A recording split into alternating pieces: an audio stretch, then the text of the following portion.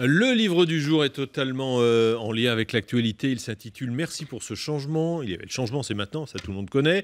Ou encore « Merci pour ce moment » de Valérie Trierweiler. Eh bien, le titre de votre livre, Marie-Noëlle Lienemann, bonsoir, regroupe les deux.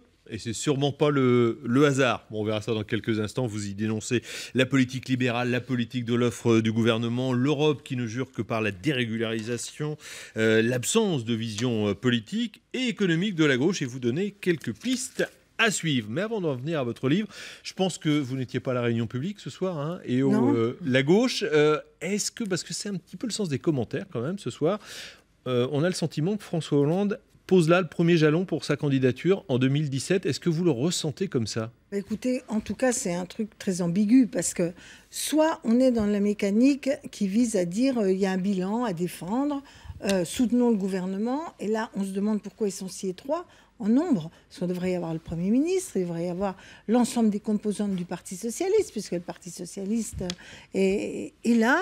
On a l'impression que c'est un petit noyau décalé des autres. Bon, 25 ministres pour, mettons même 800 personnes. Ça paraît quand même un peu vase clos. Donc, du coup, c'est pas tant pour donner des forces au gouvernement que manifestement pour préparer une candidature de François Hollande. Là, c'est un peu tôt, parce que d'un côté, le président dit « je sais pas, j'attends de voir les résultats, la courbe du chômage », et puis de l'autre, là aussi, avec quand même un peu en rang serré et limité, l'idée qu'on lance une campagne. Moi, je crois qu'il y a ces cafouillages avec Emmanuel Macron. Enfin, on est quand même à 1 an de l'échéance. On pourrait attendre que le gouvernement soit à plein motivé dans l'action gouvernementale, dans le présent, et pas seulement dans le passé. L'un n'empêche pas l'autre. Oui, mais par exemple, vous voyez, là, on a quand même une impression de cafouillage, quoi. Quel est le cap directeur? Vous avez d'un côté le ministre de l'économie qui dit « je ne suis pas vraiment content », etc. Mais le ministre de l'économie, par exemple, qu'est-ce qu'il nous propose pour l'avenir de la sidérurgie? Alors que Cameron annonce qu'il va mettre du capital public, nous, on a l'air d'être les bras ballants, les mauvais élèves habituels du libéralisme. Vous êtes candidate s'il y a une primaire à gauche, mais justement, est-ce que cette primaire aura lieu quand on voit que Jean-Luc Mélenchon n'y participera pas, que les communistes ont prévenu qu'ils ne participeront pas si François Hollande y participe? Les Verts s'interrogent. Est-ce que ce n'a pas du plomb dans l'aile? L'union est un combat. Avec le meeting, l'union est un combat. Moi, je m'en tiens à plusieurs réalités. La première réalité, c'est que si la gauche y va trop diviser, eh ben, les chances d'être au deuxième tour sont extrêmement faibles. Donc nous avons besoin d'un candidat qui rassemble le plus largement possible l'ensemble des forces de gauche et écologistes, et ensuite les Français. Bon, l'argument Jean-Luc Mélenchon est candidat ne suffit pas, parce que pendant tout un temps, nos amis communistes, nos amis écologistes ont dit, plus l'appel de personnalité, et le Parti socialiste ont dit on est d'accord pour des primaires. Alors maintenant, certains de nos amis, notamment les communistes ou certains Verts, disent si François Hollande est candidat, on n'y va pas. Non, là, moi, je ne peux pas être d'accord avec ça. Je pense personnellement que si François Hollande est candidat, il ne sera pas désigné. Mais dans quel état Mais donc, aujourd'hui, il faut arriver à faire un socle commun qui légitime à nouveau. C'est possible? Est-ce que les conditions sont réunies? Elles sont difficilement réunies, mais il faut beaucoup de volonté parce que, par ailleurs, imaginez que pour X raisons, la courbe du chômage ne s'inverse pas. François Hollande n'est pas candidat. On n'aura rien préparé? Qui décidera?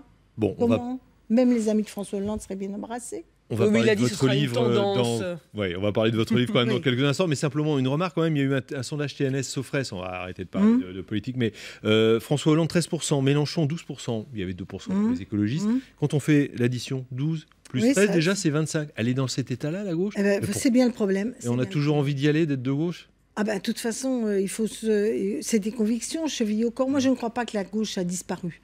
Je pense que le peuple de gauche est déboussolé, a le sentiment qu'il y a plus de grosses différences entre la gauche et la droite, en tout cas pour la gauche telle qu'elle a gouverné, et la droite telle qu'elle... En matière économique, en tout cas. Même si c'est pire sur le terrain économique, mais même sur des sujets comme la déchéance, où on aurait pensé qu'au moins sur ces sujets-là, il restait des... Et même là, les lignes sont floues.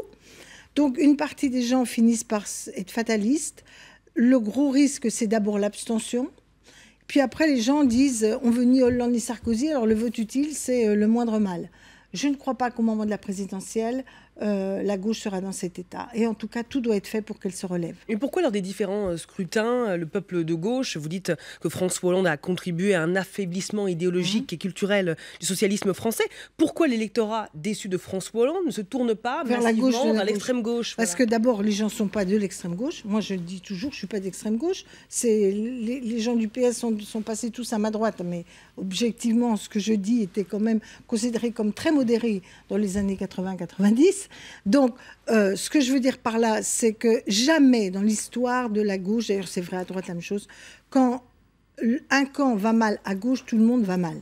Il n'y a pas de vase communicant.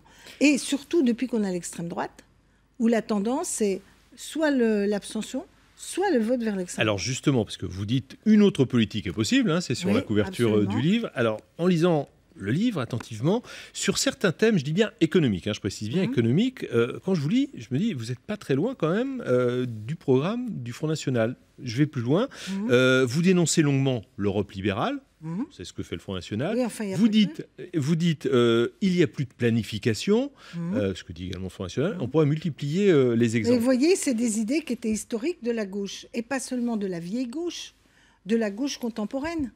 Quand vous regardez le débat aux États-Unis, je prends l'exemple du libre-échange et de la critique notamment du libre-échange en Europe.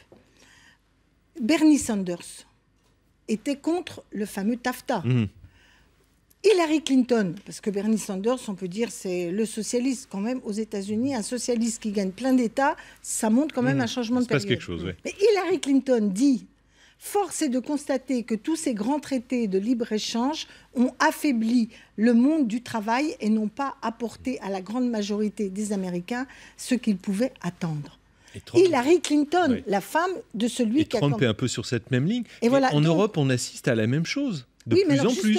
Regardez ce qui s'est passé en Autriche, par exemple, hier. Mais tout l'enjeu est de savoir si la gauche, à force d'être tellement proche des libéraux, et qui s'est moulé dans le modèle social-libéral, porte une alternative différente du Front National, ou si c'est les nationalistes qui vont être qui vont gagner. Il y a peut-être une autre grille de lecture. Droite-gauche, ça correspond peut-être plus à grand-chose. Oui, justement, il faut redonner du sens. Il y a une grande différence en disant « je suis contre l'Europe libérale, mais je suis pour une autre Europe ».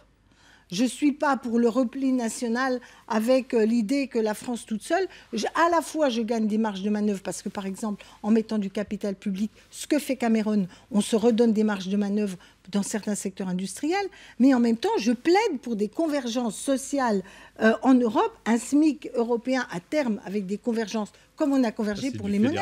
Mais est-ce que non, pas du tout. Est-ce que l'autre Europe est possible? Est-ce que l'autre Europe, quand on voit le nombre de désaccords sur les migrants, la Grèce, le Brexit... Elle n'est possible que si la France met les pieds dans le plat, si elle crée un rapport de force. On aurait dû le faire au moment de la Constitution en disant le libre-échange sans règles, sans convergence sociale, sans capacité d'avoir des politiques communes et des solidarités, ça ne marchera pas. On s'est couché, bien que le peuple français ait voté contre, traité de Lisbonne. On devait réorienter l'Europe. On avait dit on ne ratifiera pas ce traité. L'austérité, serrer les boulons, ça va baisser la croissance européenne. C'est ce qui se passe. On ne s'est pas fait attendre. Pourquoi ça n'a pas clashé à ce moment-là? Parce que vous parlez de 2005, le traité de Lisbonne, c'était la suite du référendum. Alors, pourquoi ça n'a pas clashé quand François Hollande est élu? Il est élu sur « je modifierai le traité ». Rien ne nous obligeait de le ratifier. Il disait « je ne le passe pas à l'Assemblée nationale, on ne le ratifie pas ». Eh bien, les Allemands étaient obligés de... Il a dit en juin 2012, parce que c'est à ça que vous faites référence, moi j'ai quand même amélioré, j'ai mis un volet croissance, un volet emploi dans cette renégociation. Vous avez bien... Je l'explique bien vous l'expliquez. Depuis le début, comme je pense que François Hollande n'est pas très déterminé à un rapport de force avec Mme Merkel, j'étais très attentive à la formule. Donc je lui dis... Tu nous dis que tu veux renégocier le traité, mais tu nous dis simplement que tu veux rajouter un volet croissance, ce qui serait déjà bien, parce que ce n'est même pas ce qui s'est passé. Vous l'attendez toujours, le volet croissance, en réalité. Mais je voyais bien que ça fut... C'était, vous savez, le pâté cheval-alouette. Une petite alouette de croissance et le cheval de l'austérité, de la dérégulation. Donc je lui ai dit, il faut modifier le traité. Tu dois refuser la règle d'or, avoir d'autres fondamentaux macroéconomiques qui permettent la relance de l'activité, ce que dans d'autres temps on appelait le keynésianisme, ou en tout cas une autre forme de keynésianisme. Il était en mesure de le faire, selon vous? Mais évidemment. Il n'était pas mais isolé. Attendez, mais la France est contributeur net en Europe. Elle n'est plus si nous, on 18 paye milliards pas, d'euros. Si nous, on ne paye pas, ben, comment ils font pour la politique européenne? On est en PIB de l'Europe, un des meilleurs PIB de l'Europe. Bien sûr, l'Allemagne, ils sont 60 millions, plus de 60, pardon, ils sont 80 millions, Oui, c'est ça, oui. etc. Et nous, 60. Mais la France, l'Europe ne peut pas fonctionner en étant inféodale à l'Allemagne. Ça, c'est toujours mal fini dans l'histoire. Il faut se faire respecter. La politique de la chaise Regardez vide, les Anglais. Ben, les Anglais, ils menacent tout le temps. Alors, on n'est pas obligé de menacer de sortir, mais on peut dire, nous, par exemple, ce que je propose sur les travailleurs détachés, on dit, on suspend cette directive pour cause d'intérêt supérieur de la nation. 200 000 emplois, quand même, hein, qui sont un truc. Puisqu'on parle d'orientation libérale, oui, comment vous expliquez qu'Emmanuel Macron, qui est porteur des orientations libérales du gouvernement, soit l'un des ministres les plus populaires du gouvernement? Oui, alors, moi, je veux bien qu'il soit populaire, mais vous savez, il y a d'abord l'attraction du neuf. Et puis, il faut regarder qui est populaire dans son électorat. Dans l'électorat de gauche, c'est déjà moins net. Ce qui est clair, c'est qu'une partie des gens pensent qu'il faut que ça change. Et comme François Hollande a tout fait pour discréditer, ce que je lui reproche le plus, déjà ne pas faire ce qu'on a dit, c'est grave. Déjà prendre des décisions pas bonnes, c'est grave. Mais commencez à nous expliquer que ce qui est bon, c'est le libéralisme. Vous sapez toutes les idées de base de votre Il le dit camp. peut-être pas comme ça, mais on peut avoir. On peut comprendre. Cette La politique grille de d'analyse. l'offre, c'est quand même Jean-Baptiste Say, c'est-à-dire un des plus Économiste, libéraux oui, il a ça, à l'origine. Et donc, à partir de là, le doute s'insinue. Le doute s'insinue. Donc, moi, quand j'observe autour de moi ce qui se passe dans le monde, dans notre pays, j'observe qu'il y a une contestation de ce système. Et je dis, si la gauche n'est pas au rendez-vous, ce sera les nationalistes et le repli identitaire qui gagnera. Merci Marie-Noëlle Lienemann. Et merci pour ce changement. Là, c'est le titre Merci. de votre ouvrage. Mais a priori, c'est pas celui que vous souhaitiez qui est mis en C'est pas œuvre. celui qu'on avait Merci. annoncé, en tout cas. Merci beaucoup d'être venu dans LCI Soir.